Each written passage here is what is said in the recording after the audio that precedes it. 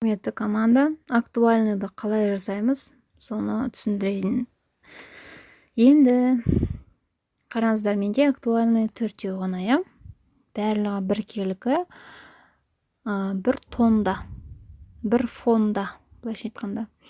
Әр түрлі қылып жасап тастамаңыздар.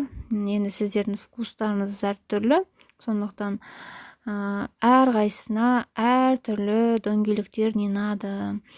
Бір келкі қылып, демі көзге түсетіндей қылып жасап қойыңыздар, иә? Бір фонды ғана таңдап, өздеріңізге ең ұнағанын ғана таңдаңыздар.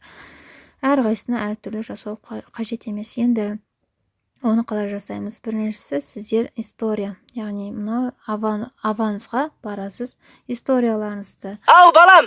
История салғанмен, сол историяға байланысты уже сіздерде бизнес аккаунт болса, егерде сіздер сразу аккаунт актуальныйды жасай аласыздар. Оны қалай жасаймыз? Мысалы, менде новый деп тұр, ол жаңасын шығару үшін, мысалы, менде 5 дөңгелек болу керек сіздерде.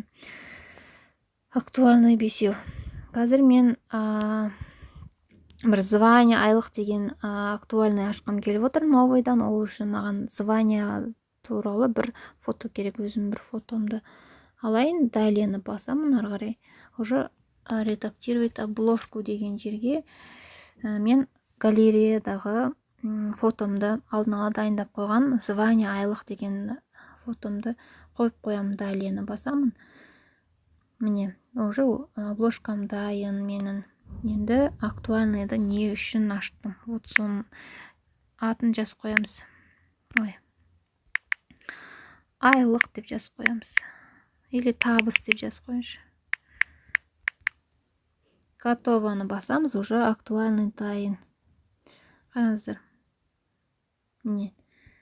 Менде уже 5 актуальный ашылды. Қараңыздар. Енді бұл табыс деген жерге кәдімгідей осылай күнделікті историяңызға қойылған фотоларды жік-жіктеп осылай қойып отыратын боласыздар. Мысалы, wellness деген актуальныйымда менде только wellness туралы.